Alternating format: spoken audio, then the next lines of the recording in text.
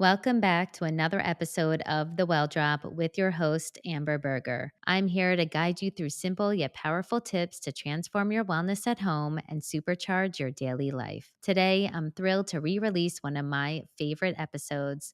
We're revisiting our inspiring conversation with Stephanie Sebag, the incredible author of Fully Charged. Let's be honest. Sometimes that inner spark we all hear about just feels like a flickering candle in a hurricane. Between work, family, and everything else life throws our way, it's easy to feel burnt out and disconnected from what truly matters. But guess what? That's exactly why I'm re-releasing this incredible episode.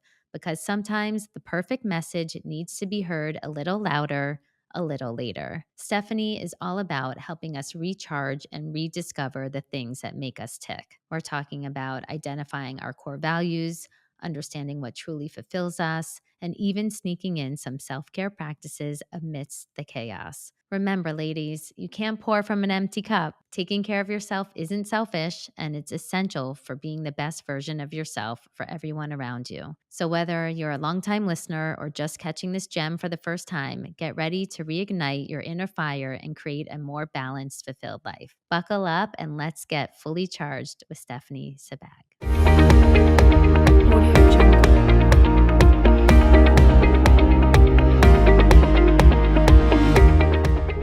Are you looking for a simple way to enhance your health and feel years younger? You might be surprised to learn that one of the best longevity hacks is also one of the simplest by increasing your mineral intake.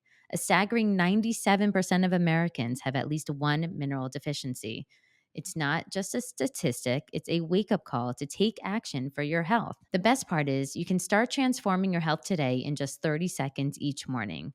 Get ready to feel and look 10 years younger. Imagine, turn back the clock on your skin's aging, boost your brain function, enhance sleep quality, and speeding up muscle recovery, all with a simple morning routine. Beam Minerals' unique formula includes flavonoids that bind to minerals that enhance the bioavailability and ensuring rapid delivery to your cells. Visit Beam Minerals now and use our exclusive code DINA, DINA, at checkout to get 20% off your first order.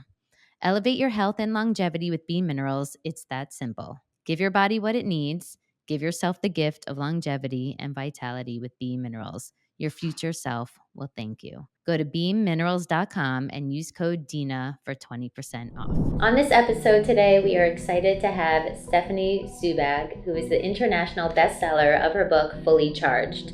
Plug in your 5 charging stations to feel alive, guilt-free, and unstoppable, finally. Stephanie is my dear, wonderful, lovely, beautiful friend who has also been coaching individuals around the world in both English and French for over 20 years about how to get out of survival mode and how to live their lives to the fullest. And she has helped many people to really come to a mental health place that I think also benefits their physical health as well. And I'm so fascinated to talk with you today about your book, Fully Charged, and what it is to be in survival mode and how the book can really help give people a roadmap to getting out of being in survival mode, and how does that impact our health generally as well. And what we really speak about on this podcast is about we want to empower women to take charge of their health. And a big topic in the book talks about transformation. And so how is transformation better than change? So it's not just about changing your habit, you want to transform your habit. Can you elaborate on the power of transformation? Of course. First of all, thank you for having me. So transformation is more about changing from the inside of yourself. Change is something that is coming at you, but it's not constant.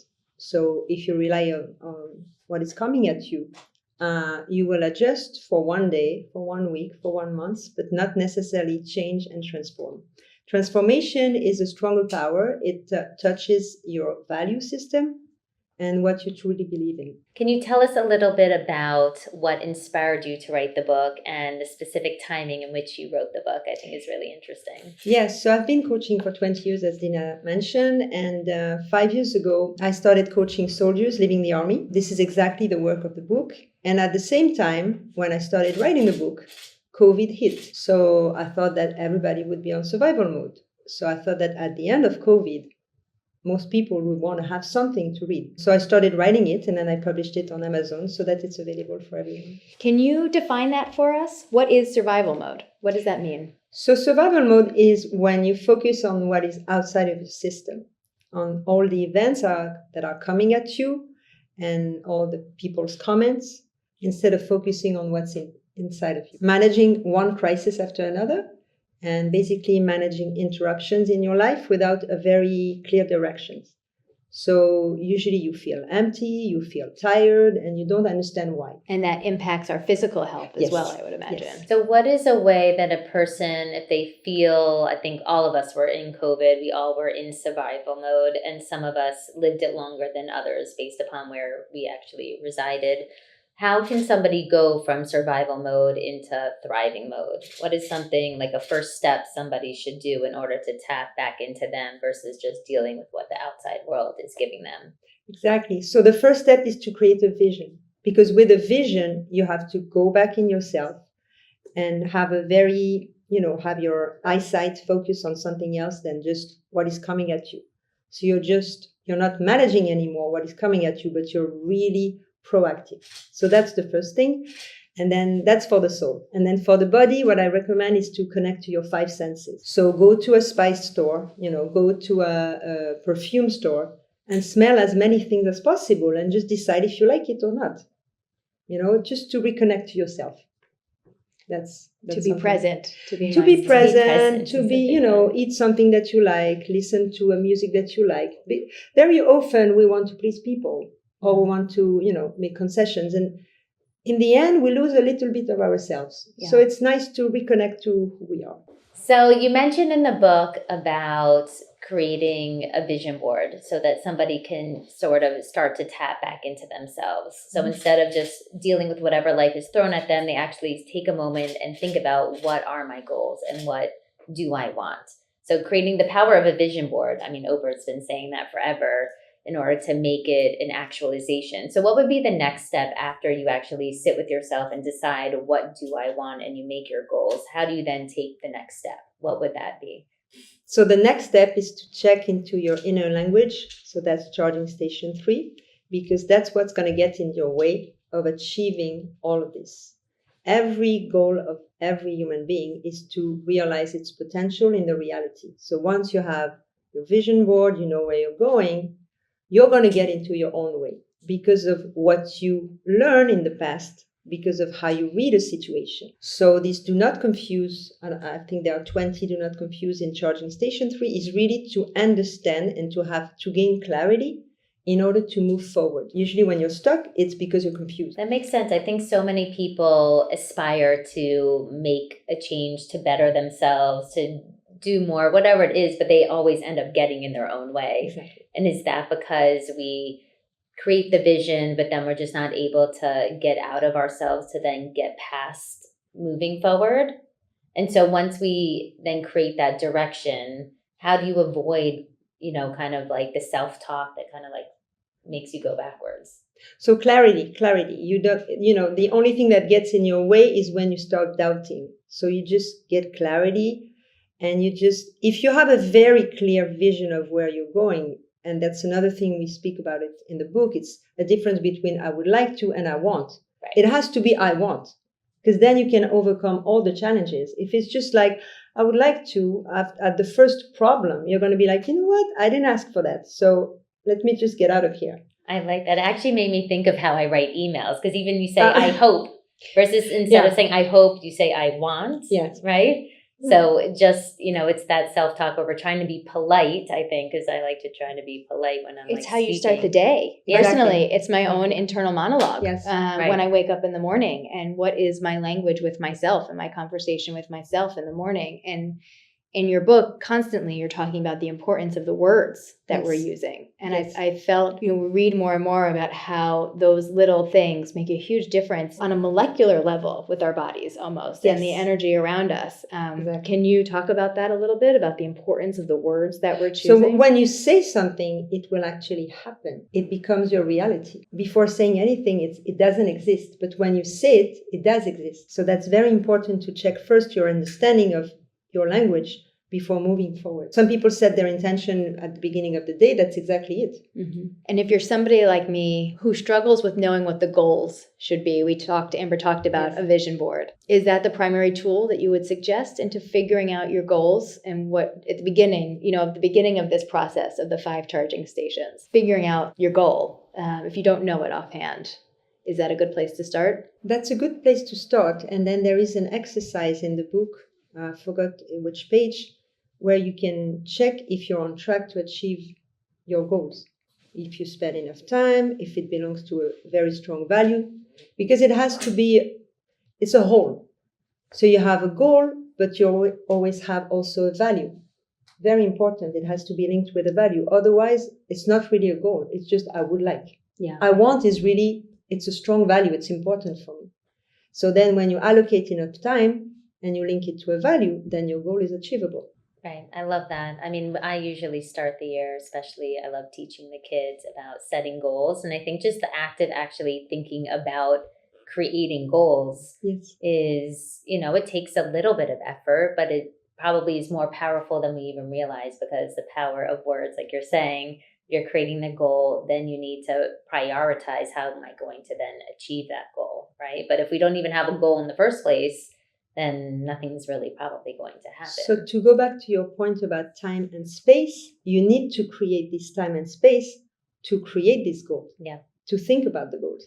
Right. And very often we're busy, and life is like going, and then we didn't think about the goals. Correct. So we need to create that. We need to be very conscious about it. I've seen this happen in my own family, where you set a goal and you're making steps towards it and you're going through the charging stations, and then something happens in life that throws you off. Okay. Which, of course, there's so many variables and so many things that can happen. And I've seen members of my family who will remain nameless, but kind of say, okay, well, that's it. Like, all right, I'm done. I tried. What is the correct response? Get back on the road. You nailed it. Okay, you nailed it. When you have a situation that is complicated for you and that is in creating an interruption in your life, you want the situation to change. But in fact, the situation is here to change you. So if you accept the challenge and if you accept that the situation will change you, it will change you, but not your direction. You will still be on track. The worst feeling is when people say, how does it feel to be on survival mode? Is when you're sitting on the sidewalk of your life instead of moving forward on the road, on your path. You know what I mean? That's very interesting. Yeah. So very often this situation will put you on the sidewalk. You're going to be stuck, but you have to go back. And you're not going to make a detour. No, you have your direction. So if you accept that this is like a platform, it's going to change you, transform you, and then you go back. You have to accept that to have the good, there needs to be a bit of a challenge. I mean, there is a reason that yin and yang is a symbol in life, and that it can't all be a straight path forward. So that's the difference between giving back and giving forward. So when you give back, it's something really nice happening to you, and then you're full of gratitude, so you want to give back. Giving forward is something really not fun happening to you, but you learn the lesson, you become stronger, and you're able to give forward to people who actually can benefit from it. Yeah. You mentioned in the book that every human has 3 primary needs. Can you tell us what those are and what happens when you achieve all 3? So that's a big part of the book. So I don't want to give away all of this. Don't give it all away. But we need to belong to a community. That's one of the basic, because we need to connect. We're not made to be I think we otherwise. learned that in COVID too, especially. Right? Absolutely. That's why after COVID, everybody was craving to connect again. Mm-hmm. But you don't need, of course you need to be around people for the energy, but you're also just thinking about someone. Calling the person. If you think about cell phone, we keep on texting people, but texting is a transactional mode. It's not connecting with people. It's not the same. Right? Yeah. When I call you, so now there is this new thing where I text you to know if I can call you. This is crazy, right? And we're not even aware of it. But are you? I'm just calling you because I think of you. And if you're busy, it's okay, but at least you know that I think of you, you know? And just this connection is already bringing a lot of good things in your body, in your mind, in your, you feel connected. Right. It's almost like we need to revert back to the old days. Like we had so much amazing things at our fingertips and, technology, but we kind of forgot about the basics of just simple connection of just talking and hearing the person's voice, hearing their tone. Yeah. You can read them through the phone. Like, are you having a good day? Are you having a bad day? Something wrong? What's going on? You're excited. You don't get that through text. No. Stephanie and I have we try weekly to take a walk together with our dogs. Yeah, I love that. And I have to say it's a highlight of my week because it's one of the few times that I am doing a light physical activity outdoors and having pleasant conversation with a friend. Yeah. And it fills so many different buckets in a very positive way. And checking off walking the dog on top of it. It's not only your duty, like, okay, I have to walk the dog from that. It's like a moment. Yes. So you want to create moments with people. Yes. It comes up so much in everybody that we've talked to. The moments, the rituals, that keeps coming back. And every expert that we've interviewed, I think everybody has talked about ritual and the importance of being mindful in those rituals. And that's a lot about what you talk about as well. When you experience a moment with your friends, with anybody, like you can feel it, the other person can feel it. Actually, you got this space and time. It was under your control. You used it for something good. Right. It didn't. Yeah, I love how you talk about spending your time versus investing your time, and that the future is a result of organizing your time in the present. Yes. And I think that is such an important point as adults for us to learn as mothers, right? We get really busy and we sort of become the last on the list to focus on when we're working to make it number one first so we could be strong for our family. That filters on not just, the family, your friends, business, whatever it may be. Yeah. What is the difference versus spending your time and investing your time? So spending your time is really passive. Investing your time is very conscious. You're working towards your vision and you have control over your time. Think about it. The difference because I talk about freedom in Charging Station 4, the difference between a slave and a person that is free is that you have control over your time and how you spend your money, actually. Two things. So how you spend your time and how you spend your money. It does define you. If you want to know someone, actually, you just look at them and how they spend their time and how they spend their money. You have a whole picture. And then how they drive. But that's another, you get into the car with them. That's an added one. But honestly, so when you have control over your time, we were talking about boundaries before, it's very important. It's very healthy. And if I do that and I'm teaching that to my kids, they also have clear boundaries and it's very healthy for them. Absolutely. I think it's important for the kids, to lead by example and to show them however you're managing your life is then a vision for them of how they'll lead theirs when they get older. And, even how you guys take the walks with your dogs, that is a priority of, being together and connecting. Exactly. And it's so nourishing for your souls and for your day and for the dog that gets to go to have a nice leisurely walk too. I think especially because we all lived in New York City, this essence of busyness really, especially pre-COVID, was just out of control. Like everyone I would speak to, I'm just so busy. We're all just so busy being busy. I think we really need to take a moment to pause. And COVID was kind of a good way to make the whole world just stop. Yeah. And it was almost like it just needed to stop. For better or for worse, it stopped a little too long.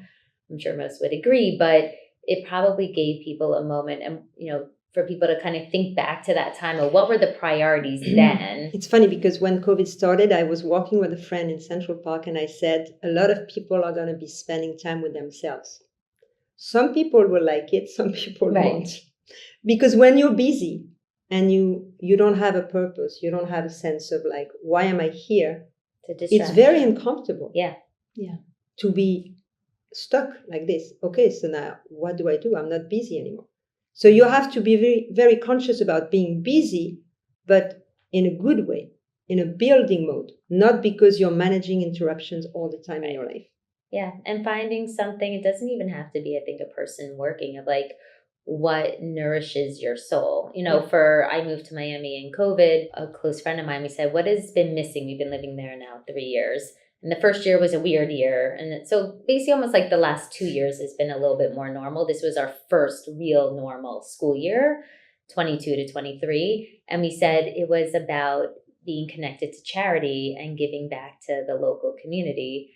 And luckily we had so many people are now kind of newbies in Miami that we've all are transplants that, lived in other cities, and we came during COVID and we connected with an organization and we really got a tour to learn about what's happening in town. And we took a day. I mean, it was a commitment, and we stopped and we took a day and we went and learned, and we were so excited to see how we can then bring our kids to connect with these local organizations so that we really craved giving back. And Yes. that is technically free, right? And it's physically just good for you, Right. Mentally, Yeah. emotionally, and Yeah. physically good for you Yeah. to do that.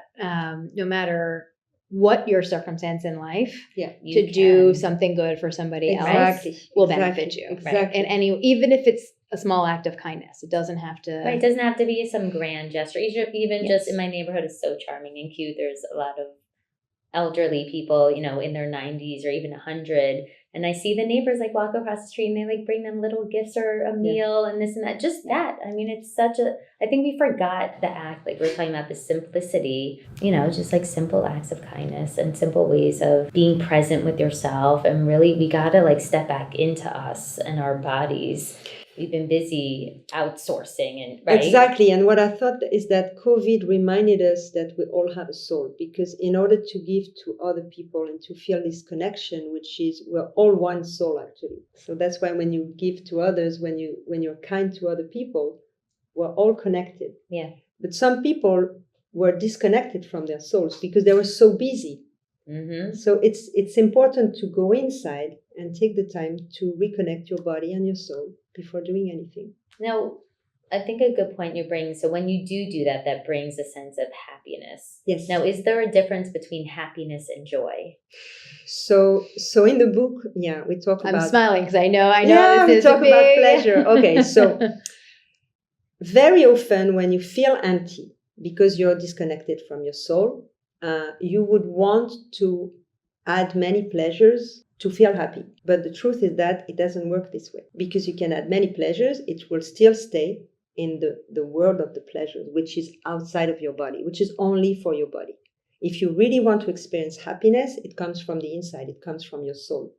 And it's from me to the world. So it's when I connect with people. Mm-hmm. So that's why it was so sad, this COVID, because you couldn't connect with people. Right. And unfortunately, a lot of people fell into the world of pleasures thinking that they would be happy.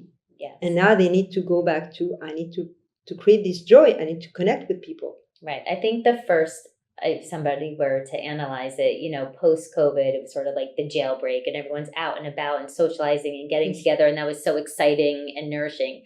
But then, at least in Miami, it became this whole materialistic drive. Think about it. People were buying cars. They were buying watches. It was the shopping was out of control. Lines outside the store, right? So I wonder if now we're sort of almost 2 years past that point, that they were trying to fill themselves from the outside. And all of a sudden now enough time has gone by where they realize, hey, that's actually not making me happy. Exactly. I might need to actually do the work to deep dive back inside. Yes, to and I hope they will do it. Yeah.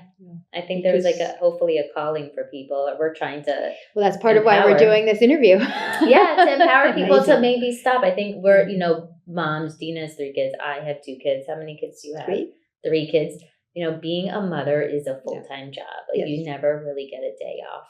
And I think sometimes, once your kids hit a certain age, you kind of realize you maybe lost yourself within your family. And we're trying to help women pull themselves back out to say, hey, you are a person, you have needs, and you are a priority. And you got to find your family can bring you joy, but you also need to find individual personalized joys. I would add to that, and something that it took me years to learn, is you are benefiting your family by being your best self. And you helped me to learn that too. Yes. I mean, I always felt like, okay, I'm going to take care of everybody. I'll put myself last and, all of that. My mother always told me the story of my great grandmother in, now the Czech Republic, then the Czechoslovakia, how she would feed they didn't have 12 children and they had no money. And she would feed one chicken for all the children. And she'd save a little piece for herself, putting herself last. Yeah. Because she loved her children and that came from love, and that's beautiful. But you are actually doing your family it is the benefit of your family to make sure that you are strong also. Exactly. And that's not a bad thing. I think it's breaking the conditioning of that too. Exactly. Yes. And they need to know that we can both exist on the same world. Yes. You don't need to sacrifice yourself for me. Right. You know, we can. No, it's Yes. important. I agree. No, because when they're very young, okay, you have to be on their needs. They cannot do anything without you. But then when they start to be more independent, you have to be able to move back and say, okay, so that you can do it by yourself, you know, that we can, it's always an adjustment. That's why it's so complicated, but at the same time, it's a beautiful job to be a mom. Absolutely. So, and it's something else that I think we've talked about a little bit that I think is part of this general conversation is also the impact of generational trauma and what we bring with us from our family histories and the baggage that we bring, good and bad. Can you talk a little bit about how that plays into the 5 charging stations mentioned in the book? So, for example, I'm going to talk about my case. So my parents are from Tunisia. Their own parents, one is from Italy, one is from Libya, and then I was born in France. When I interviewed my dad to understand exactly what happened in Tunisia when they left, they were basically refugees because they left everything. They couldn't take anything. So this refugee syndrome is still in my mind. And if I'm not aware of it, I will bring it to my kids and I will be on survival mode all the time instead of building my life. I would always be waiting for somebody to tell me it's time to go. So just things like this. Yeah. That's why you have to understand the history of your ancestors. It's very important because it's in your mind. So it's better to talk about it, to get rid of it, you know, just to clear it for your kids. And it's a balance, I think, also. I mean, because having history like that, I have a different but similar. My parents were admitted to this country as refugees. It also helps you keep perspective too, and not lose gratitude for where you are. And finding the balance, I think, is the beauty. And I think your book really helped speak to that to me a little bit as well. Yes, I think that your book helps to give a roadmap on how a person can find their way back to themselves. You know, you have in the back of the book, there's definitely these little exercises that people can do to write down their goals, monitor how you're spending your time. What would you say are 3 tips of ways for us to not lose ourselves if somebody wanted to, you know, a quick snapshot? That's a good one. Okay, first of all, make sure your decision-making process is inside of you, not outside. So I created this decision roundabout that is very easy to use. Even a 5th grader used it recently. Great. Which made me happy. So that's one thing. Second of all, create space and time for yourself. Every day. Just to be with yourself. Just to think. Block out the calendar. And not to be on Instagram. That doesn't mean, No. Create a date with yourself. Like it's important to be comfortable to be with yourself, not to feel like, oh my God, I don't want to be with myself. Next one is really make sure you laugh every day. Honestly, that's especially now. Yes, it's like every time somebody's sending me something and I laugh, I'm like, thank you so much. Yes. It's like, me and my friends, we just send each other like funny memes all day long. This is on the best. Instagram, and it's amazing. And then my husband is always watching comedians. You know, whatever it is that's your medium that you find amusing, it is it brings joy. Number one, and I think it is so healing. They say laughter is so healing for your body. I mean, we watch America's Funniest on Sundays with the kids. That's sort of been a Burger household tradition. And just hearing the kids laugh like that is so... Yeah. It just makes me, like, our hearts warm. My family laughs a lot. We find a lot of, also as the children grow and their bodies start to change, we talk a lot about this in my house, and a lot of it is funny. We laugh with the children about it. Hysterical. I mean that with love. I mean, you're like, I feel it, you know. Like and the awkward phases, you got to laugh your way through There's a lot of awkward questions. There's a lot of, you know, is this supposed to be growing here kind of questions.